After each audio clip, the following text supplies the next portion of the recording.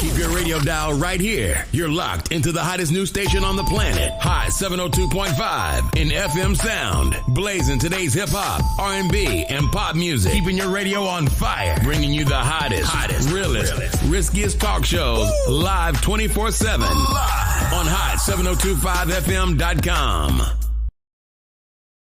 It's your main man 360 the Poet from the Morning Wood. And are you looking for the perfect drink? Well, you found it. Mimosa Royale is the perfect combination of California sparkling white wine and natural juice that is both tasty and refreshing. No artificial colors or flavors, no sugar added, and it's gluten-free. As the world's first ready-to-drink mimosa, Mimosa Royale is perfect for any occasion, day or night. You no longer have to drink 12 of those seltzers just to get that perfect buzz. At 8% alcohol, Mimosa Royale is the perfect drink to party with.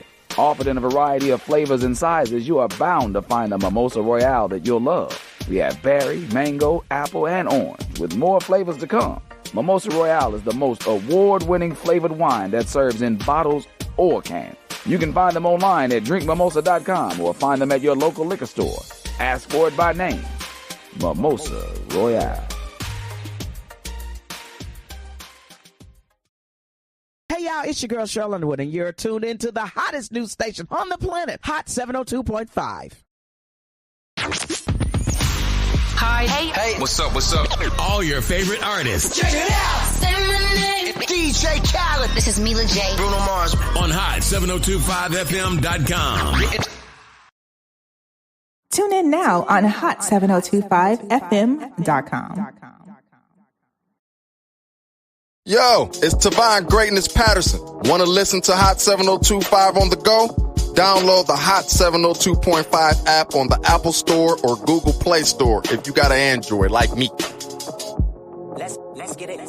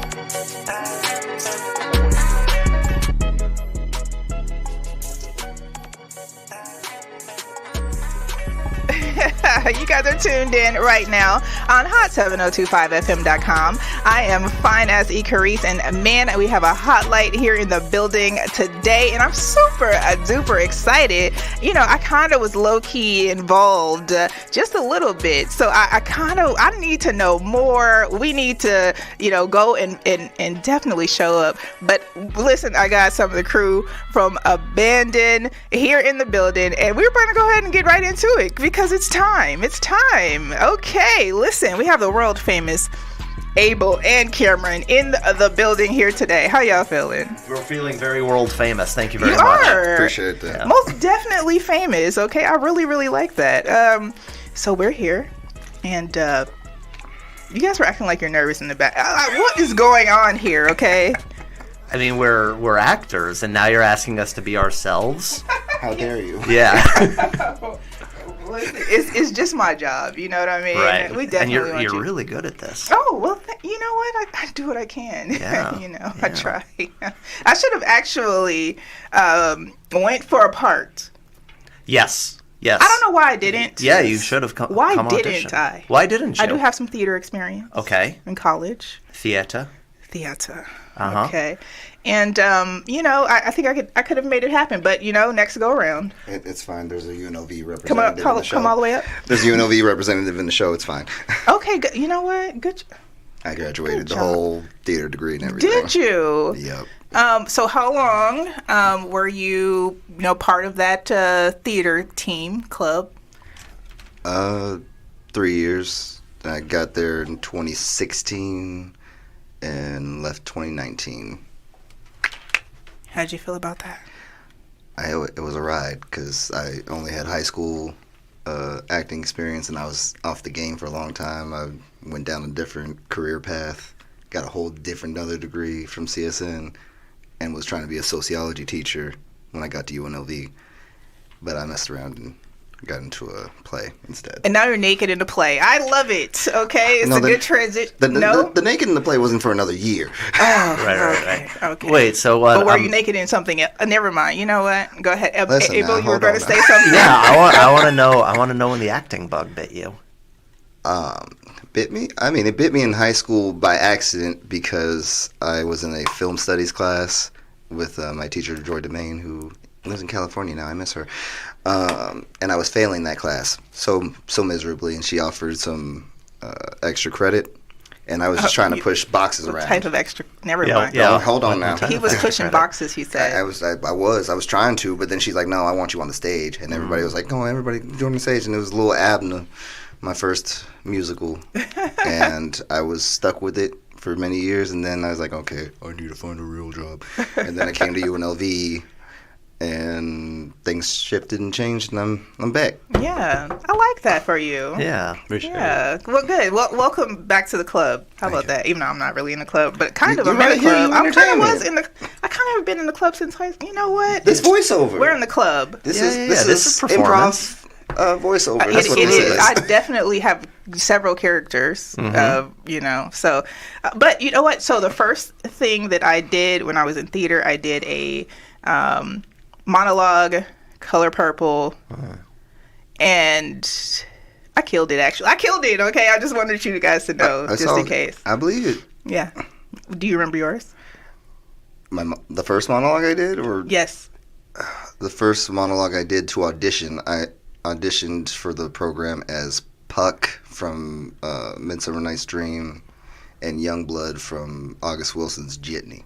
Okay. Okay. And sang Lovin' Now from Working. Oh, sang. Wow. I like how you said that. Yes. I had to sneak it in there. Okay.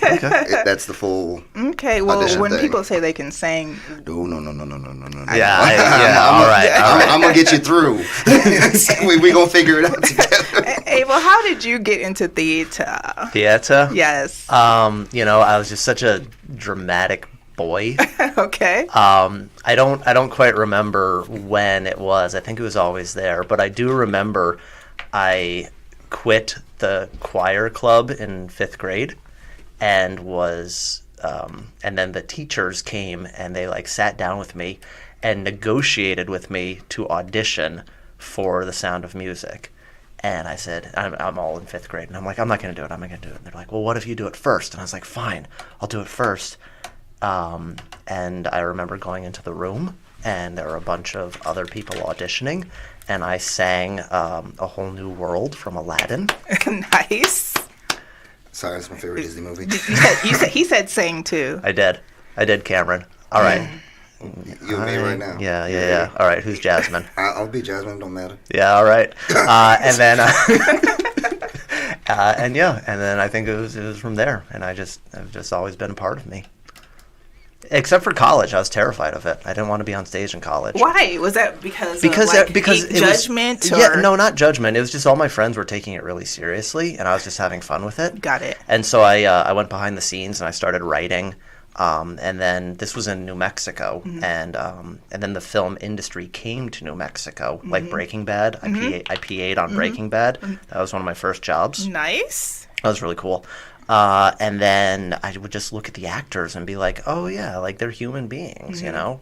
But I'm not acting in this show. I'm producing, and I co-wrote this show. Right. If we want to get this train back on track. The train never gets off the rail. Okay. We like to hear the backstory. Oh yeah, because Breaking Bad. That's pretty cool. No, Bryan Cranston. I've worked with him on 2 movies, and I was just a PA, but he's one of the nicest people I've ever met. Nice. And not he's nice for an actor. Yeah. This guy is just decent genuinely human a nice being. person. Yeah. That's cool. Real decent man. Well, good. I think that it's always interesting to know about backstories of the people that we're talking to, because of course we can hear everything that's going to be great about this wonderful show that you have. Yeah. But people want to know you because that's why people show up They show up for you, right? They have no idea what they're going to come and see.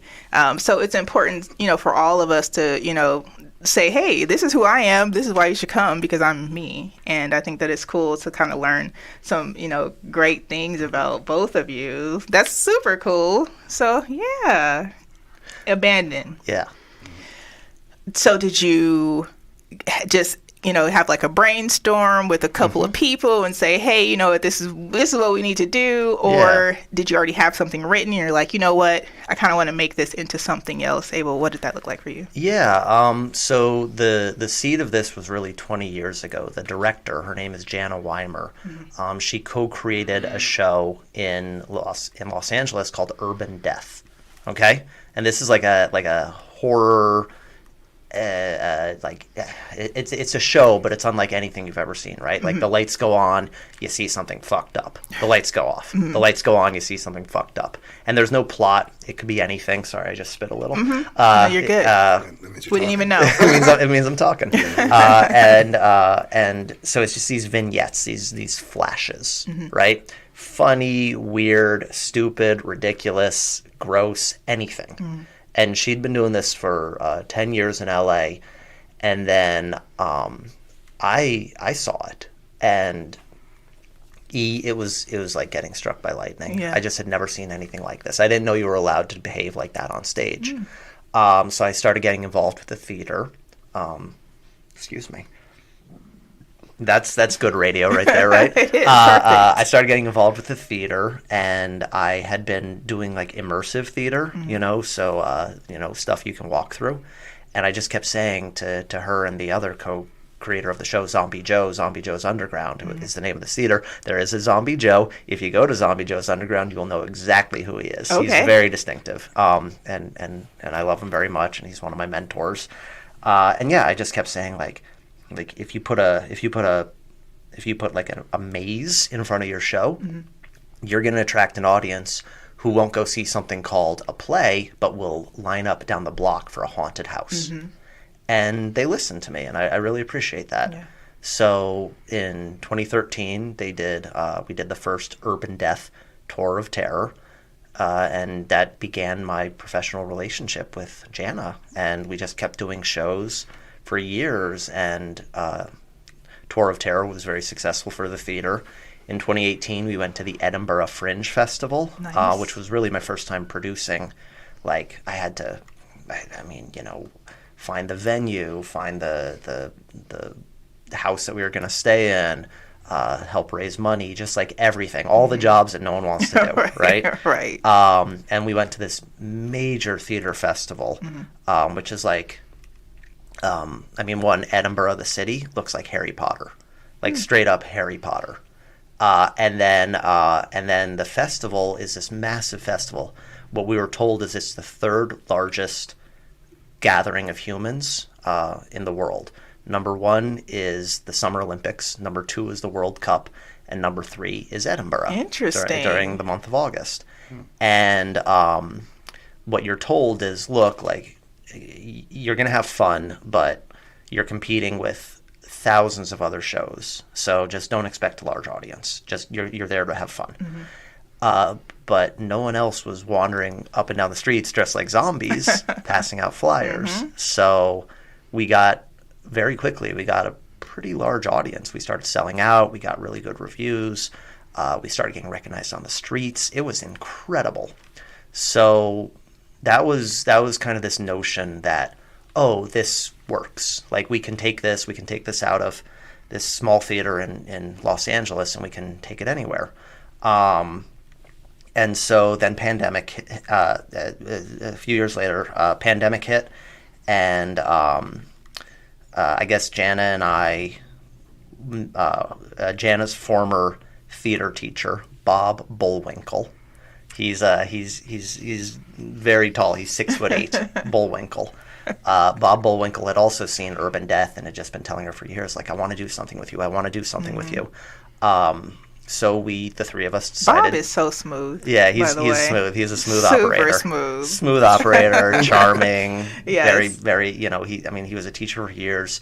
He went into the nonprofit. His day job is raising money for inner city schools. Nice. For arts education. So yeah, a very decent man. And he believed in Jana. I believed in Jana. The three of us got together. We wanted to tell our own story, and we needed a subject. And the Marquis de Sade was a character a human being that we started learning about. And it was just so easy to think of situations he could be in, a story we could tell about him. The more we learned about him being thrown into the asylum, about his writings, about the things that he was saying. And so we started working on ideas. And then we came out to Vegas, and then we identified Vegas because, Bob loves Vegas, and it just made sense, right? Like, we didn't want to be in LA. We wanted to set off on our own, and just the entertainment in Vegas, the fact that 1 million people come to Vegas every week as tourists. The fact that Vegas is, sexy and Sin City and what happens in Vegas stays in Vegas. So risky. People look at it like a playground. Yeah. And so we thought, okay, we could come to Vegas and we could make a show here. And then we met you, E, a year and a half ago when we came out, and we wanted to, do meet locals, kind of get the lay of the land, kind of learn what works and what wouldn't work. And you were one of the people that we met, and you helped us set up our marketing, which we really appreciate. And which I guess brings me all the way here. We had a secret meeting, okay? I like secret meetings, by the way. A lot of secret meetings. But it was good meeting everyone there, and some of them I already knew, and it was cool that we were kind of put in this circle without even knowing that we were putting in that space. So that was pretty exciting, which kind of lets me it makes me recall how eclectic the group was, meaning all of us can participate in the talks on Abandon. And then, we can all go see it because we all have completely different backgrounds and ideals and things like that. So I thought that part was super cool. So I feel like everyone, can go and watch this and have a whole different, take away because their life or, might just be slightly different. You know what I mean? So. Yeah. I mean, there's a lot of angles that we can come from. Like, horror attracts the outsider, right? People who don't quite feel like they fit in. So, I mean, there's a large fan base in the African American community. There's a large fan base in the Hispanic community. There's a large fan base in the queer community. And so really anyone who just feels like they're on the outside looking in. I'm all three of them. Yeah. So that you check off all those boxes. Right. And yeah, I mean, it's horror fans are incredibly passionate. They, it's really this genre that you just can't kill. I've been involved in it for years. And yeah, I mean, and then Vegas, as we were developing our show, Universal Studios announced that they're bringing Halloween Horror Nights out here for a year-round experience. Oh yeah, I do remember they were bringing something out here, but they hadn't told us yet what it was going to be. Yeah. But yeah, that's cool. So I mean, so it kind of coincides with all things, horror, right? And then too, it's appropriate that it's in October too, right? Yeah. And that's the peak of horror times here in Vegas. Yeah. And like you said, the whole lining up for the haunted houses, right? And essentially, you want the same thing to happen at the theater, right? I could see that happening. I could see that happening with this. Yeah. And I like that idea. Well, thank you. Yeah. I mean, we call ourselves an experience. You start in an immersive hallway. We kind of want to set the scene. You're in a 1800s Parisian bordello, and then you move into the asylum. and it's not a play in the traditional sense of, Shakespeare and monologues, and there's no dialogue. It's wordless, so you don't even have to speak English to understand what's going on. And then you're just seeing these quick vignettes. The Marquis de Sade is like the anchor, and it's about his time in the asylum. It's about him writing 120 Days of Sodom, which is... Listen, first of all, those of you who are not familiar, we got to talk about if you this have guy. to Google or even go get a book, seriously, you have to understand the story behind, because it's quite fascinating. Like, even understanding him being in the asylum, sexuality, the other, all the other things that kind of were horrible that happened to him, but then kind of the weird stuff that people would say that kind of came out of the behaviors that he exuded. So it's interesting. So Cameron, you're in this thing, huh? I am in this thing. Yes. So can you tell me? I mean, I don't want you to give away the whole shebang, right? But in your character, what could you tell us that's going to make us come? Other than, I don't know if what's gonna make people come, Cameron. Let me tell you what's gonna make them come. Yeah. This guy, please tell. Please. I mean, I am playing the doctor. You have to soften your voice when you respond to that type of question. Oh, you want me to soften There my you voice? go. Okay. Let me do that for you. Oh yeah. Hold on. Burgers, fries, and a Coke. Don't bother me. I'm eating. I just had to get that out. My character specifically in all this is the doctor who has good intentions, but, when you're around the deranged for too long, sometimes it infects you a little bit. An easy and clearest example is always Arkham Asylum, our most famous asylum in the American whatever we got going on through the Batman universe. You can't be around all those rogues and not be a little fucked up yourself. So... I start off all nice or whatever, but shit gets to me after a while. Okay. But you know what? When you say when you are around the those that are deranged, right? Yeah. How do you know that you're not already the one that's? Sometimes you that's know how what? you find That's out. a whole other conversation. Sometimes that's how you find out. Yeah, that's a whole nother. Yes, I like that. So will you be naked or no? Wow. Will I be naked? I mean, only for you. If you tell me when your audience comes through, I will make it so. Okay.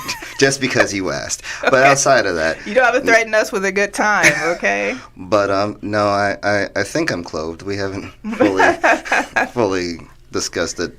One part, but I'm close. Tell me this, how did you get involved with this? When you saw that this was happening and they had auditions? Let me tell you. Yes, tell us, Let please. me tell you this fucking ride. So I started this year off doing August Wilson, yes, highbrow black theater at a public fit. And this specific weekend, they were having auditions, and Majestic Repertory Theater was having auditions for Dismayland, which was a show about basically making fun of Disney and whatnot, and I happened to get both of these. Yes, but I was a little hesitant to audition for this at first because I just wanted to work for Vegas Theater Company. Period. It's been too long. I wanted to work with Daz outside of school, and I was like, let's do it. Whatever it is, I don't care. And as I'm reading the description of what they wanted a monologue, which I hadn't done a monologue in a hot minute. They wanted a movement piece, which I thought said was optional, because I was like, okay, I'll leave that to the dancers. And what was the third thing y'all wanted from us?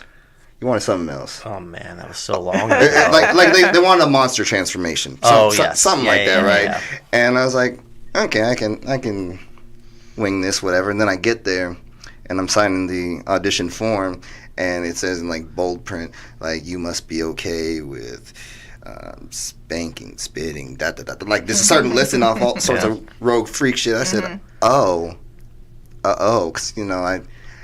I'm sometimes not the best actor. I don't always research what's going on. Sometimes I just be showing up to things and hoping for the best. So I was like, well, I'm already here and I've already been naked on stage. Fuck it, let's see what happens. Yep. Did the audition. It got weirder than I thought it was going to be. I got real acquainted with my director. Whoa! I know. It sounds almost as bad as it was, Right. but no clothes left. No. Well, listen. What What audition were you at? Oh, see, the audition look at that. where I had to, Listen, you have to leave some. You have to leave You some. were wearing pants. I was wearing pants the whole time, but You have to leave some to the non-disclosure agreement, okay? Yeah. sure. Listen. It was an audition that I'll never forget because I was like, the whole time I'm like, what the fuck? Yes. So what am I doing here? But Right. I did the audition and I hope for the best and that's that. And that was that. Because I couldn't make it to the workshops and this, that, and the other. And like weeks had gone by. I'm like, I did all that weird shit. And I don't even know if I got in. So you're in there now, right? I'm in so there. you're in that thing now. And my question is this: if you meet some strangers and they want to know about, Abandon, what are you going to tell them? Because you need them to show up, right? We need you guys to show up. What does that look like? It depends on my audience, but the general thing I say is that this is come to our district. We have a sexy horror show going on based off of Marquis Sade, which is the reason why we have the word sadism. And I normally leave it at that, but they start asking other questions. I just like. I'm definitely. If I met you like that, if I met you and you said that, I'm definitely asking like questions like what do you mean? Like who? Marcus Day, who? Yeah. And I would be like, I would still be very vague and be like, he's a French nobleman that is part of the reason why we have fun, sexy activities. Like, are we saying BDSM? Absolutely. Like, Yep. Okay. Yeah, all that. Yeah. that's him. Yeah. So tell me this, since we have both of you here. Yeah. Have both of you experienced BDSM? Working on it. Hi, Mom. Well, I mean, are we talking like kinky, frisky stuff?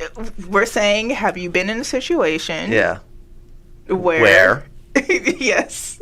Where you have been dominated or the dominator in a BDSM setting? Working on it. Oh. I will say that I've been to those warehouses by LAX. Interesting. Yeah, of course, absolutely. Okay, you got to do that. some research on your show. You know what? Listen, I think I don't know that I've ever been afraid. I'm not really afraid to do a lot of things. Yeah. But I haven't tried that. I would definitely. I don't know if I would be. I'd probably be a submissive. But you can be a switch. Yeah, you know what? Yeah. I probably could. I definitely. Well, no pun. But definitely. There's ways around it. Like I went to a rogue kink party last year. Was it last year? Like I just said, nah, fuck it, I'll just go because my friend just dragged me out there, and I was very just like, oh shit, what is going on? And I learned rogue things about myself. I was like, oh, yeah, I see. I think that is interesting. Just understanding what that means and understanding like how much you can learn from that, because you don't, when you hear it as a regular person who's never experienced it, you have no idea that it's like it's helpful, in some ways, like whether it be in your regular life or whatever that might be. Yeah. Because you're just thinking, oh, that's that's kind of freaky, whatever. Well, it's a community built on consent and communication. Absolutely. Right. Which is you feel very safe. I never felt unsafe in any of these situations. And there's this great book called Playing Well with Others. Which, you don't have to go to a club. You don't have to dress in leather. You don't have to let strangers touch you. I mean, you can. It's always letting the consent of all involved. Yeah, just letting your partner know what you like or what you don't like or what you're interested in. Just exploring one's sexuality, which was very much what the Marquis de Sade brought into this world. We can't say he invented it. I mean, you can't invent sex, but. Trey Song says otherwise. He did. Yeah. But Goodness. he was writing about homosexuality as just as part of the human experience. Like, I would say, like, which essentially it really is, right? And of course it is. And obviously there was a time where the transition of just being free and loving transitioned to, oh no, this is not right, so on and so forth. And that's a whole nother show. Shout out to the Catholic Church. Oh my goodness. Love you, I believe it. Absolutely. Oh, where there's a lot of conflicts there anyway. No, no, he was trying to find the edge. He really was. And kind of our thesis for the show is that the world that he was writing about is the world that we live in now, where, where being gay is, at least in Vegas, is like, is normal. There's, it's not illegal, where, exploring your sexuality, about being sexual. And then we have this whole mental health element to our show as well, which is, our show takes place in an asylum. We are, we're pushing the edge of, we're displaying postpartum depression and addiction and schizophrenia in very fucked up horror ways. But what we're saying, like our burying the vegetables, is, how humans have treated other humans for mental health diseases, and that it's not like we've solved anything, but we certainly are not. We're certainly having a conversation that is much needed about the way that human beings are treating other human beings. Right. Yeah. Right. Absolutely. So, not to bring it down or anything. No, I just think that I'm excited to of course see the sexy parts of this, of right? Course. But also too, like, having that element, of mental health as a conversation is always important. Yeah. And then understanding. Matter of fact, I have a family member who's schizophrenic, and because some people did not understand what that meant, they just treat this person differently. Yeah. And I'm like, no, they literally have a superpower that we just don't have, and it just needs to be, handled with care in a different manner. Yeah. So, but I think that it's important to understand, like, other people pushing certain mental health issues on you, because of course if we are queer or not, that's now someone says it's a mental health issue, so that's a whole different topic in itself. To which Sade would respond, yes, this is how I am made, and if you think that there's anything wrong with that, fuck you. Right. Like, your issue is with my creator, exactly, not with me. Exactly. Exactly. The quote is much more eloquent than that, but yeah. Yes. So tell us this. When is the show launching? How long is it here? And where can we all get tickets? The show opens October 7. We run through Halloween. You can get tickets at abandonvegas.com. You can go to our Instagram, which is at Abandon Vegas. You can go to the Vegas Theater Company's website, which is theater spelled R-E, the British proper way. But yeah, there's Abandon Vegas on Instagram. AbandonVegas.com is probably the quickest way to find tickets. Perfect. And our intention is that people fall in love with us and that we can become a permanent venue in Vegas. Yes. We're taking a bet on Vegas. It's going to happen. We're putting it out there in the universe, and it's going to happen, and you guys will be here. Thank you so much for, thank you. I mean, you were, again, seriously, you were there at the first meetings. You saw what we were trying to do. So just thank you for believing in us. And the fact that, listen, thank you for even allowing me to be a part of it. It's super cool. I cannot wait to go. Oh, yeah. Yeah, and I can't wait to invite my friends and all that good stuff. Oh, yeah, and scream and have fun and then get horny and go home and fuck each other. It's going to be great. Hey, Cameron, where can we find you on all social media platforms? Let's see. On Instagram specifically, I am at the Milk Dud Supreme, because somehow, some way, someone took Milk Dud Supreme. And my Twitter is very boring at this moment, but it is Milk Dud Supreme. Yeah. I don't know if Twitter can be boring. Well, I thought you're supposed to put extra on Twitter. No, listen, I only just started recently liking spicy posts out loud because, digital footprint. But then it's like, Who gives a Yeah, shit? who cares? As long as I'm not a politician, right? No, you can be a politician too, clearly, and be an You- asshole no, you- and no, a you're right. thief and all Yeah, those but things. I want to be liking the sexy black things, Yeah. Just like whatever you want. Be authentically yourself each and every day. Trying my best. I'm actually gonna go home after this and finally watch the season or the series finale of Power Rangers, because that's what I do. Okay, that's You said be yourself. That's myself. Here's a little behind the scenes. So Cameron comes in and auditions, and he has this incredible audition. It's filled with pathos and gravitas, and he does this incredible. He has this incredible voice, and we're like, oh my god, we have to get this guy. Like, he's so talented, and we're working with him, and then we get to know him. And you're such a nerd. You love cartoons. Yeah, you love Power Rangers. I do. Yeah. This is true. You have serious opinions about Lola Bunny. They're just regular opinions, because people who have serious opinions about Lola Bunny, they got issues. Yeah. That's a different conversation. So what I mean to say is you're an excellent actor. Oh, thanks. good. I'm excited I'm ready for this. And don't forget, listen, it's going to be a good thing here. Sorry, guys. They got some loud folks here. Got some loud folks here in the studio. Sorry about that, guys. And that's how we end the show. It's fine. I love black people. my goodness. So animated all the time and don't care. We can't be stopped. Oh my goodness gracious. The scariest show to hit Las Vegas. It is definitely coming here, and you have to check it out. AbandonedVegas.com. Get your tickets, and let's have some fun. Thank you guys for joining me. Thanks, E. I'm so excited. Bye, y'all. Bye.